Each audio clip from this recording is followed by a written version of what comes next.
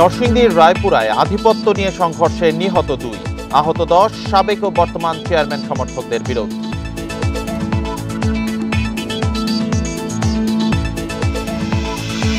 সমভাবে ভোট আয়োজনে নেওয়া হবে সব পদক্ষেপ, জানালেন ইসি সানাউল্লাহ।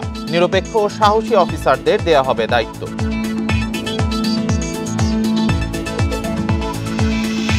দুর্বৃত্তের হামলায় আহত ইন্ডিপেন্ডেন্ট টেলিভিশনের নবাবগঞ্জ প্রতিনিধি নাজমুল পঙ্গু হাসপাতালে ভর্তি। পরিকল্পিত হামলা, ধারণা পুলিশের।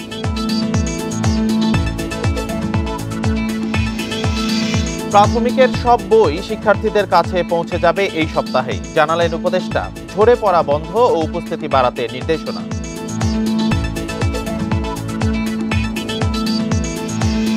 এবং সাবেক সংসদ সদস্যদের শুল্কমুক্ত সুবিধার 24 গাড়ি নিলামে, 175 কোটি রাজস্বের আশা।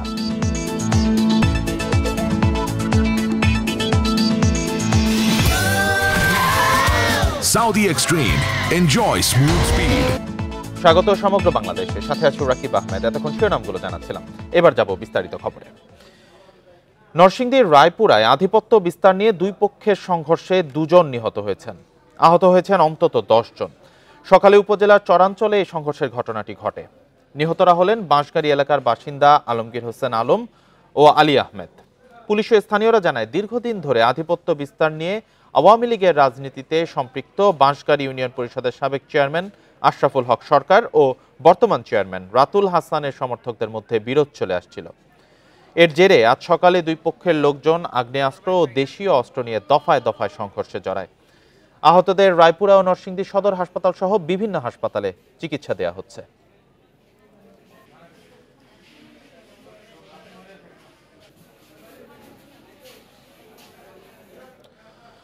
প্রধান নির্বাচন কমিশনার এএমএম নাসির উদ্দিন বলেছেন, আওয়ামী লীগ জাতীয় নির্বাচনে অংশ নিতে পারবে কিনা তা নির্ভর করছে দলটির নিবন্ধন থাকছে কিনা তার উপরে। এছাড়া সংস্কার কমিশনের দেয়া সুপারিশ নিয়ে প্রশ্ন তুলেছেন তিনি। বলছেন, সেখানে এমন কিছু প্রস্তাব রয়েছে যাতে কমিশনের স্বাধীনতা ক্ষুণ্ণ হবে। টানা 4 মাস ধরে 18টি ক্ষেত্রে প্রায় 150 সুপারিশ নির্বাচন কমিশনের জন্য দিয়েছে সংস্কার কমিশন। এর মধ্যে জবাবদিহির ক্ষমতা সংসদীয় কমিটিতে ন্যস্ত করা, সীমানা পুনর্নির্ধারণ ও ভোটার তালিকার জন্য স্বাধীন কর্তৃপক্ষ গঠনের মতো বিষয় আছে। তবে এসব প্রস্তাবের সঙ্গে দ্বিমত করেছেন খোদ প্রধান নির্বাচন কমিশনার। ইসি সচিবালয়ে আরএফইডি টকে অংশ নিয়ে তিনি বলেন, সংস্কার কমিশনের এসব সুপারিশ ইসির দায়িত্ব পালনে বাধা তৈরি করবে, ক্ষুণ্ণ হবে স্বাধীনতা। অনেকগুলো সুপারিশ আছে যেগুলো ইনকর্পোরেট করলে অ্যাকসেপ্টেড হলে ইলেকশন কমিশনের স্বাধীনতা খর্ব হবে, নো ডাউট অ্যাবাউট ইট। যেমন আমাকে যদি পার্লামেন্টারি স্ট্যান্ডিং কমিটির কাছে যেতে হয়, তাহলে আমার স্বাধীনতা থাকবে কোথায়? জাতীয় নির্বাচন ডিসেম্বরে হলে প্রস্তুতি নিতে হবে অক্টোবরে। সংস্কারের জন্য বাড়তি সময় লাগলে তা কঠিন হবে বলেও মত সিইসির। এছাড়া স্থানীয় সরকার নির্বাচন আয়োজনে বছরখানেক লাগবে জানিয়ে তিনি বলেন, সেটি আগে করতে হলে প্রধান উপদেষ্টার দেওয়া সময়সীমায় জাতীয় নির্বাচন করা সম্ভব নয়। জুন মাসে তো ইলেকশন সাধারণত আমরা তো অতীতে দেখি নাই এরকম যে বর্ষাকালে ইলেকশন হতে। আইন কানুন বিধি বিধান এগুলা দ্রুত ফিক্স করে আমাকে কাজগুলা সমাধান করে, যাতে অক্টোবরের মধ্যে, যদি মানে ডিসেম্বরে যদি ইলেকশন হতে হয়, আমি সেটাই বলছি, হতে হয় তাহলে অক্টোবরের মধ্যে যাতে আমি প্রস্তুতি নিতে পারি, সেরকম ব্যবস্থা করতে হবে। আগামী নির্বাচনে আওয়ামী লীগ অংশ নিতে পারবে কিনা এই প্রশ্নে সিইসি বলেন, তা নির্ভর করছে শেষ পর্যন্ত দলটির নিবন্ধন থাকে কিনা। তবে সে সিদ্ধান্ত কমিশনের নয়, আসতে হবে জাতীয় ঐক্যমত্যের ভিত্তিতে রাজনৈতিকভাবে। শিডিউল ডিক্লেয়ার আগ পর্যন্ত কতটা পার্টি রেজিস্টার্ড থাকে আমরা দেখতে চাই। পলিটিক্যাল ডিবেট চলছে,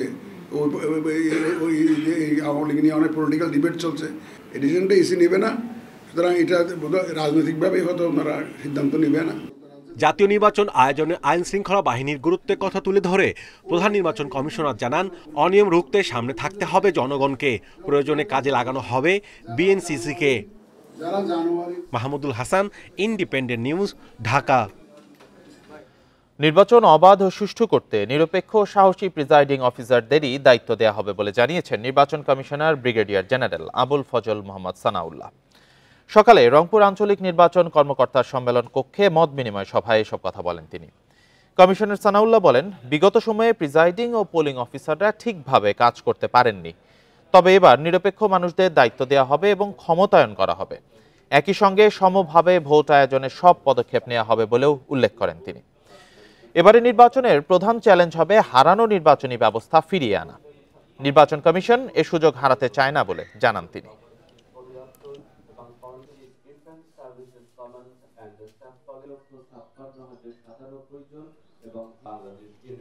আমরা নিশ্চিত করব যে আমাদের যে পুল অফ অফিসার্স আছে তাদের মধ্য থেকে বেছে নিরপেক্ষ এবং যারা কাজ করার মতো সাহসী তাদেরকেই ইনশাল্লাহ আমরা এবার নির্বাচন করব এবং তাদেরকে শুধু নির্বাচন করাই না, তাদেরকে সম্পূর্ণ ক্ষমতায়ন করা যাতে করে তারা স্বচ্ছভাবে এই প্রক্রিয়া সম্পন্ন করতে পারেন। স্থানীয় ঢাকার নবাবগঞ্জে দুর্বৃত্তদের হামলা শিকার হয়েছেন ইন্ডিপেন্ডেন্ট টেলিভিশনের নবাবগঞ্জ প্রতিনিধি নাজমুল হোসেন। এই ঘটনায় আহত হয়েছেন আমাদের সময়ের স্থানীয় প্রতিনিধি।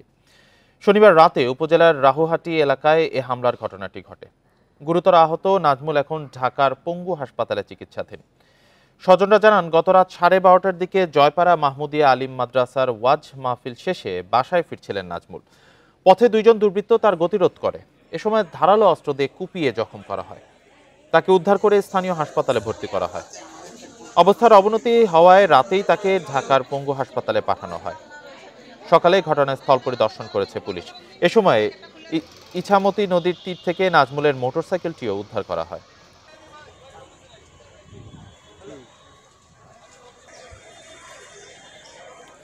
চট্টগ্রামের সাবেক এমপি আবু রেজা মোহাম্মদ নিজামুদ্দিন নদভিকে চান্দগাঁও থানার আলাদা দুটি হত্যা মামলায় 5 দিনের রিমান্ড মঞ্জুর করেছে আদালত। চট্টগ্রাম মেট্রোপলিটন ম্যাজিস্ট্রেট ষষ্ঠ আদালতের বিচারক কাজী শরীফুল ইসলামের আদালত এই আদেশ দেন। এর আগে সকালে কড়া পুলিশি পাহারায় তাকে আদালতে আনা হয়। রাষ্ট্রপক্ষের আইনজীবী জানান, গত সপ্তাহে বিস্ফোরণ দ্রব্য নিয়ন্ত্রণ আইনে সাতকানিয়া ও লোহাগাড়া থানার 2 মামলায় সাবেক এমপির 4 দিনের রিমান্ড মঞ্জুর করেছিল আদালত।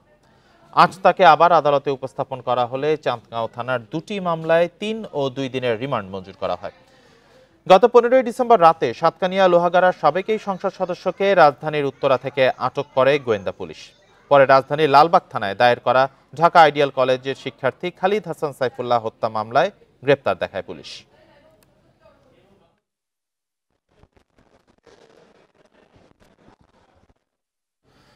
এই সপ্তাহের মধ্যেই প্রাথমিকের সকল বই শিক্ষার্থীদের কাছে পৌঁছে যাবে বলে জানিয়েছেন প্রাথমিক ও গণশিক্ষা বিষয়ক উপদেষ্টা ডাক্তার বিধান রঞ্জন রায় পোদ্দার। দুপুরে চট্টগ্রাম সার্কিট হাউসে এক মত বিনিময় সভায় তিনি এই কথা বলেন। এ সময় তিনি আরো বলেন, জানুয়ারি মাসের মধ্যে দেশের সব প্রাইমারি বিদ্যালয়ে পাঠ্যপুস্তক পৌঁছে যাবে। উপদেষ্টা জানান, বই শিক্ষার্থীদের হাতে না পৌঁছায় প্রাথমিক বিদ্যালয়গুলোকে বিশেষ নির্দেশনা দেওয়া হয়েছে, যাতে চিত্রাঙ্কন, সঙ্গীত, খেলাধুলা ইত্যাদি সহ শিক্ষা কার্যক্রম নিয়ে শিক্ষার্থীদের ব্যস্ত রাখা যায়। সভায় প্রান্তিক এলাকাগুলোতে প্রাথমিক শিক্ষার্থীদের ঝরে পড়া বন্ধ ও উপস্থিতি বাড়াতে বিভিন্ন নির্দেশনা দেন উপদেষ্টা।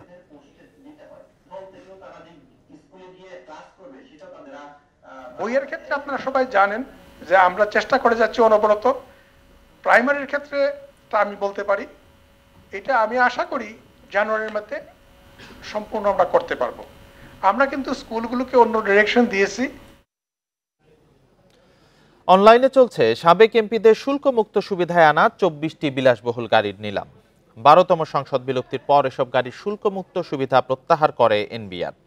ফলে নিলামে 8 গুণ বেশি শুল্ক আদায়ের মাধ্যমে 175 কোটি টাকা রাজস্ব আয়ের আশা করছে কাস্টম হাউস। দ্বাদশ জাতীয় সংসদের 51 জন সদস্য শুল্কমুক্ত সুবিধায় গাড়ি আমদানিতে এলসি খোলেন। এর মধ্যে গাড়ি এনে ছাড় করান 6 জন। আগস্টে আওয়ামী লীগ সরকার পতনের পর আমদানি করা এসব গাড়ির শুল্কমুক্ত সুবিধা বাতিল করে এনবিআর। এরপর ফরিদপুর 3 আসনের সাবেক সাংসদ এ কে আজাদ শুল্ক কর দিয়ে 1 কোটি 3 লাখ টাকার একটি গাড়ি 8 কোটি 54 লাখ টাকায় ছাড় করান। বাকি গাড়ির বিষয়ে 2 দফা নোটিশ জারির পরও কোনো সাড়া পাওয়া যায়নি। এরপর এসব গাড়ি নিলামের ঘোষণা দেয় কাস্টমস কর্তৃপক্ষ। শুল্কমুক্ত সুবিধায় আনা গাড়িগুলোর মধ্যে প্রথম ধাপে 24টি গাড়ি অনলাইন নিলামে তোলা হচ্ছে। ফেব্রুয়ারির প্রথম সপ্তাহে এসব গাড়ি সরাসরি দেখতে পারবেন ক্রেতারা। কিছু গাড়ির তালিকা বন্দর থেকে আমাদের কাছে সরবরাহ করেছে, যেটা আমরা আরএল বলি, যেটু আমদানি করা হয়েছে কিন্তু এখন পর্যন্ত খালাস করা হয়নি। 24টা গাড়ি যেটা আমদানি করা সব থেকে সাবেক সংসদ সদস্য, বিগত যে সংসদ যেটা ছিল সেটার তারা সংসদ সদস্য ছিলেন। সংশ্লিষ্টরা বলছেন বিলাসবহুল এসব গাড়ি যাতে নিলাম প্রক্রিয়ার কারণে নষ্ট না হয় সেদিকে খেয়াল রাখতে হবে। এটার দাম যদি 14 কোটি হয় নিশ্চয়ই 14 কোটি টাকা দিয়ে তিনি কিনতে চাইবেন না, আরেকটু হয়তো কম হবে। তো এই দুইটার ইকুইলিব্রিয়াম করতে হবে আর কি, যে আমি খুব সুপার প্রফিট করতেও পারবো না, আবার কাস্টমস যদি ধরে রাখে যে তার বুক ভ্যালুতেই এটা নিতে হবে, সেটাও কিন্তু সঠিক না। দীর্ঘসূত্রিতার কারণে গাড়িগুলো অবস্থা খারাপ হয়ে যেতে পারে। সুবিধার জন্য আমরা একটা মতামত দিতে চাই যে এই গাড়িগুলোকে কোনোভাবে ওই প্রক্রিয়ার মধ্যে, দীর্ঘসূত্রিতার প্রক্রিয়ার মধ্যে যাতে ফেলা না হয়। কাস্টম হাউসের তথ্যমতে সবচেয়ে দামি গাড়িটি আনেন সুনামগঞ্জ 4 আসনের সাবেক সংসদ সদস্য মোহাম্মদ সাদিক, শুল্ক সহ যেটির দাম প্রায় 8.25 কোটি টাকা। আর সবচেয়ে কম 5,63,00,000 টাকা দামের গাড়ি এনেছেন ময়মনসিংহ 7 আসনের সাবেক এমপি ABM আনিসুজ্জামান। অনুপম শীল, ইন্ডিপেন্ডেন্ট নিউজ, চট্টগ্রাম। নির্বাচন নিয়ে বিতর্ক জাতির জন্য আরেকটি ক্রান্তিকাল হয়ে যেতে পারে, যার সুযোগ পলাতক ফ্যাসিবাদের দোসররা নিতে পারে বলে মন্তব্য করেছেন বিএনপির যুগ্ম মহাসচিব শহীদুদ্দিন চৌধুরী অ্যানি। দুপুরে লক্ষ্মীপুর কলেজিয়েট উচ্চ বিদ্যালয়ে এক অনুষ্ঠানে তিনি এই কথা বলেন। এ সময় তিনি বলেন, বিএনপি মহাসচিব মির্জা ফখরুল ইসলাম আলমগীর নিরপেক্ষ নির্বাচনের কথা বলেছেন। মহাসচিবের এই দাবি করাটা খুবই যৌক্তিক বলেও মন্তব্য করেন তিনি। যেহেতু নিরপেক্ষ নির্বাচন জনগণের দাবি, সে দাবি অন্তর্বর্তী সরকারের শোনার মানসিকতা থাকতে হবে। ফ্যাসিস্টরা দেশের ভাবমূর্তি ও নির্বাচন বিতর্কিত করতে চায় জানিয়ে তিনি সব নেতাকর্মীদের ষড়যন্ত্রের বিরুদ্ধে সজাগ থাকার আহ্বান জানান। যদি বিএনপির মহাসচিব সম্পর্কে একটা কাউন্টার তৈরি হয়, এটা কিন্তু ঠিক হবে না। এটা জাতির জন্য আরেকটা ক্রান্তিকাল হয়ে যেতে পারে। কারণ পলাতক ফ্যাসিবাদ, এই বিতর্ক পলাতক ফ্যাসিবাদের জন্য একটা সুযোগ তৈরি হতে পারে।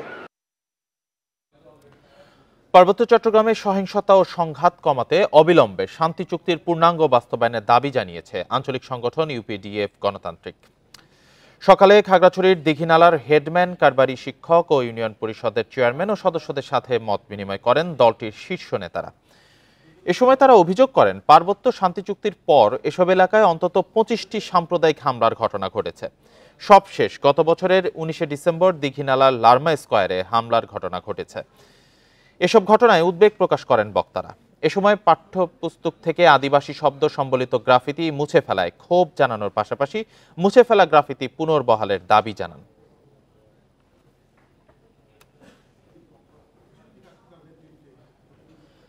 দালালদের 42 লাখ টাকা দিয়েও ইতালি যাওয়া হয়নি মাদারীপুরের রাকিব মহাজনের।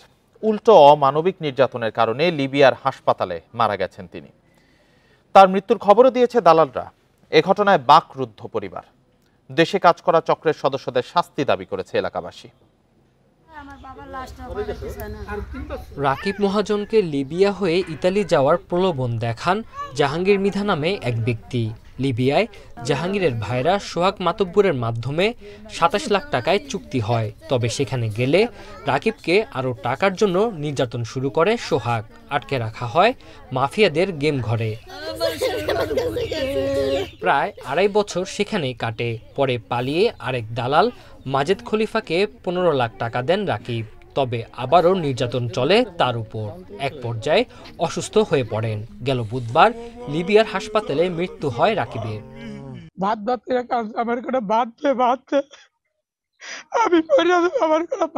সোহাগ মাতবার মনে করেন নিয়ে আমার বাবার একটা শেষ মাসা লিবিয়া হাসপাতাল ভর্তি করিয়া শেষ মাসে আমার বাবার মৃত্যুবাসী করে দিছে। রাকিবের এমন পরিণতিতে শোকাচ্ছন্ন এলাকাবাসী। দোষীদের শাস্তির দাবি তাদের। আমার বাইরে ওরা গেম ঘরে রাখা মাইরা লাইছে, এর সুষ্ঠু তদন্ত চাই এবং আমরা বিচার চাই। এটার এই ঘটনায় কোনো অভিযোগ পায়নি পুলিশ। মামলা হলে তদন্ত করার কথা জানিয়েছে আইন শৃঙ্খলা বাহিনী।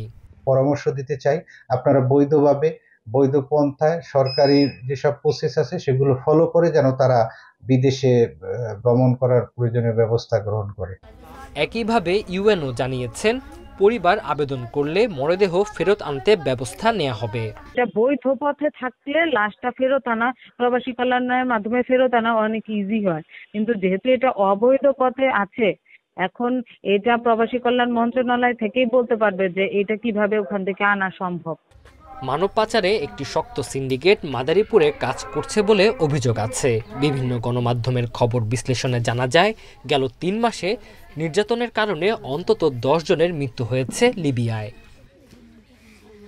Independent news.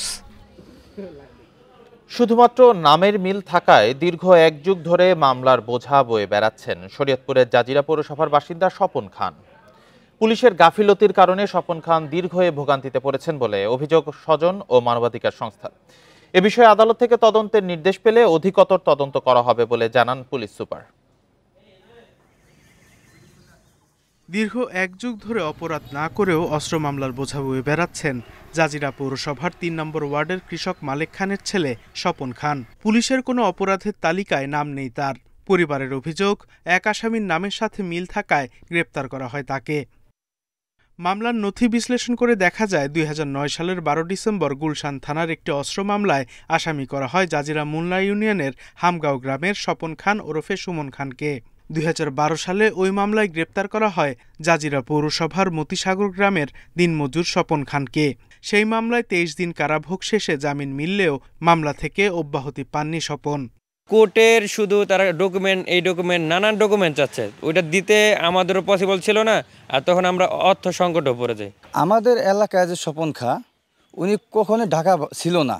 প্রকৃত আসামি স্বপন খান ওরফে সুমন খান সম্পর্কে খোঁজ নিতে হামগাঁও এলাকায় তার বাড়িতে গেলেও পাওয়া যায়নি কাউকেই। জানা যায় দীর্ঘ ১৫-২০ বছর যাবৎ এলাকায় আসে না তারা। প্রায় ১৫-২০ বছর যাবৎ দেশে আসা যাওয়া নাই এবং সে জানি জেলে আছে। মামলার তদন্ত কর্মকর্তার দায়িত্বে অবহেলার জন্য এমন ভুল হয়েছে বলে জানিয়েছে মানবাধিকার সংস্থা। যে মামলার যিনি তদন্তকারী কর্মকর্তা, তিনি যদি সঠিকভাবে তদন্ত করতেন তাহলে প্রকৃত স্বপন খানকে উদ্ঘাটন করে তাকে আসামি করতে পারতেন। আদালতের নির্দেশ পেলে বিষয়টি অধিকতর তদন্তের আশ্বাস পুলিশের এই কর্মকর্তার। বিজ্ঞ আদালত থেকে এই বিষয়ে যদি পরবর্তীতে কোনো ধরনের আমাদেরকে ইনকোয়ারি অথবা অনুসন্ধান করার জন্য বলা হয়, তো সেক্ষেত্রে আমরা অনুসন্ধান সাপেক্ষে পরবর্তীতে বলতে পারবো যে আসলে ওই স্বপন খানই প্রকৃতপক্ষে, মানে তার পূর্বে তো অন্য কোনো স্বপন খান জেলে আছেন কিনা। মামলার খরচ ও হয়রানি থেকে বাঁচতে অনেকটা অভিমান করেই ৮ বছর আগে প্রবাস জীবন বেছে নিয়েছেন দিনমজুর স্বপন খান। Independent news. এ বিষয়ে আরো জানাতে শরীয়তপুর থেকে যুক্ত হয়েছেন সহকর্মী সগির হোসেন। সগির, নামে মিল থাকার কারণে পুলিশের ভুলে ঘটনাটি ঘটেছে, এটা কি পুলিশের নিছকই ভুল নাকি আন্তরিকতার অভাব এবং গাফিলতি আছে? পুলিশ সুপার অধিকতর তদন্তের কথা বলছেন, পুরো বিষয়টি নিয়ে বিস্তারিত জানাবেন। আচ্ছা, আমি যে মতিসাগর এলাকাটি রয়েছে জাজিরা পৌরসভার ওই এলাকায় গিয়েছিলাম এবং স্বপন খান যিনি একজন শ্রমিক ছিলেন তার বাসায় গিয়েছি। তো তার পরিবারের সাথে কথা বলেছি, এলাকাও কথা বলেছি যে যখন এই মামলা হয় তাহলে এই মামলায় পরে কিভাবে তারা বলছেন যে পুলিশের গাফিলতি বেশি ছিল, কিন্তু ওই পুলিশের গাফিলতির কারণে তারা ভুল তদন্তে তার এই নামটা এসেছে, আমরা যতটুকু স্থানীয় এবং পরিবার থেকে জেনেছি। আমি এছাড়া যিনি স্বপন খান সুমন রয়েছিলেন, যিনি এই মামলার প্রধান আসামি, এখনো জেলে রয়েছেন, তাকে ওই এলাকায় যে পাওয়া যায়নি, তিনি বাসাও ছিলেন না। আর স্থানীয় লোকদের সাথে কথা বলেছি, ইউপি সদস্যদের সাথে কথা বলেছি, তারা বলছে যে এই স্বপন খান সুমনের বিরুদ্ধে কিন্তু একাধিক মামলা রয়েছে, তিনি তার জন্য দেশে থাকেন না, তার পরিবারও থাকেন না, প্রায় ১৫ থেকে ২০ বছর ধরে ঢাকাতেই থাকেন। আর বেশিরভাগ সময় স্বপন খান সুমন কিন্তু জেলে থাকেন। আমরা পুলিশ সুপারের সাথেও কথা বলেছি, তিনি যেমনটা জানিয়েছেন যে সগির এই বিষয়ে আমরা কিন্তু তদন্ত করছি। এই তদন্ত ছাড়াও যদি আদালত থেকে, যেহেতু আদালতে যে মামলাটা চলমান, যদি আদালত তাদের যে অধিকতর তদন্তের জন্য দায়িত্ব দেয়, তারা তদন্ত করে এই যে স্বপন খান রয়েছেন শ্রমিক, তারকে নির্দোষ, যদি নির্দোষ প্রমাণিত হয় তাকে। ধন্যবাদ আপনাকে। খুলনা বিশ্ববিদ্যালয়ের ছাত্র অর্ণব হত্যার ঘটনায় একজনকে গ্রেপ্তার করেছে পুলিশ। শনিবার রাতে মামলার পর গোলাম রব্বানীকে গ্রেপ্তার করা হয়। এদিকে নর্থ ওয়েস্টার্ন ইউনিভার্সিটির প্রাক্তন ছাত্র অর্ণব হত্যার প্রতিবাদে মানববন্ধন করেছেন শিক্ষার্থীরা। দুপুর 12:30টায় ২ নম্বর ক্যাম্পাসের সামনে এ কর্মসূচি পালিত হয়। এ সময় হত্যার সুষ্ঠু তদন্ত বিচার নিশ্চিতের দাবি জানান বক্তারা। শুক্রবার রাতে খুলনা বিশ্ববিদ্যালয়ের ছাত্র অর্ণব সরকারকে নগরীর শেখপাড়া তেঁতুলতলা মোড়ে প্রথমে গুলি ও পরে ধারালো অস্ত্র দিয়ে আঘাত করে হত্যা করা হয়। রাতেই জিজ্ঞাসাবাদের জন্য ৩ জনকে হেফাজতে নেয় পুলিশ। এদের মধ্যে একজনকে গ্রেপ্তার দেখিয়েছে পুলিশ।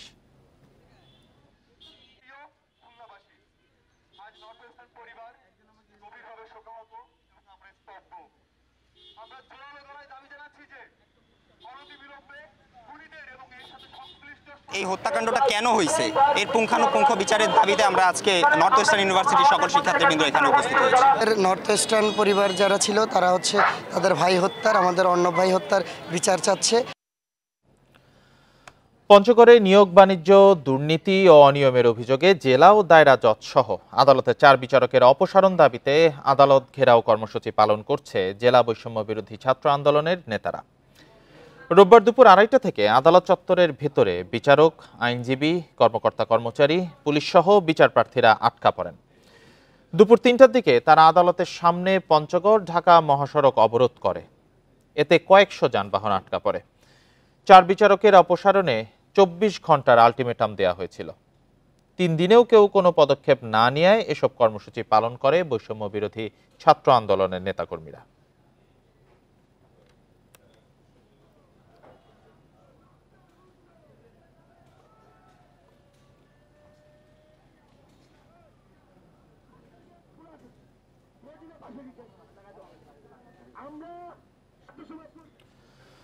ভারতের প্রজাতন্ত্র দিবস উপলক্ষে হিলি সীমান্তে বিজিবি ও বিএসএফ একে অপরকে শুভেচ্ছা বিনিময় করেছে। সকাল 10:30টায় হিলি সীমান্ত চেকপোস্টে গেটের শূন্য রেখায় ভারতের কমান্ডার রোহিত শর্মা বিজিবির কোম্পানি কমান্ডার শাহাদাত হোসেনকে মিষ্টি দিয়ে প্রজাতন্ত্র দিবসের শুভেচ্ছা জানান। এ সময় সেখানে 2 বাহিনীর নারী পুরুষ সদস্যরা উপস্থিত ছিলেন। সীমান্তে সম্প্রীতি, ভ্রাতৃত্ববোধ বজায় রাখতে নানা দিবস ও উৎসবে 2 বাহিনী একে অপরকে উপহার বিনিময় ও শুভেচ্ছা জানায়।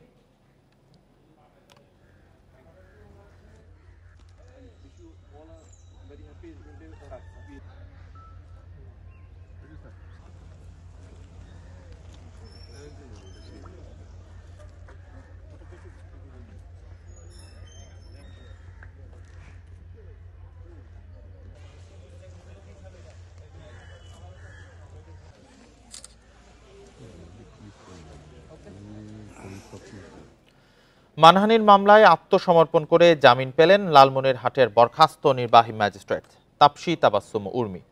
তার বিরুদ্ধে অভিযোগ গঠনের শুনানি আগামী 4 ফেব্রুয়ারি। সকালে ঢাকার মেট্রোপলিটন ম্যাজিস্ট্রেট মোহাম্মদ ইমরান আহমেদের আদালত শুনানি শেষে জামিন মঞ্জুর করে অভিযোগ গঠনের শুনানির তারিখ দেন। বেলা 11টায় উর্মি আদালতে হাজির হয়ে আত্মসমর্পণ করে জামিন আবেদন করেন। একই সঙ্গে তার আইনজীবী অভিযোগ গঠনের শুনানি পেছানোর আবেদন করেন। এর আগে গত 8 অক্টোবর তার বিরুদ্ধে মানহানির মামলার আবেদন করেন গণ অধিকার পরিষদের উচ্চতর পরিষদ সদস্য ও গণমাধ্যম সমন্বয়ক আবু হানিফ। মামলার অভিযোগে বলা হয়, গত 5 অক্টোবর ফেসবুক পোস্টে আবু সাঈদ অন্তর্বর্তী সরকারের প্রধান উপদেষ্টা ডক্টর মোহাম্মদ ইউনূসকে নিয়ে বিরূপ মন্তব্য করেন ওই নির্বাহী ম্যাজিস্ট্রেট।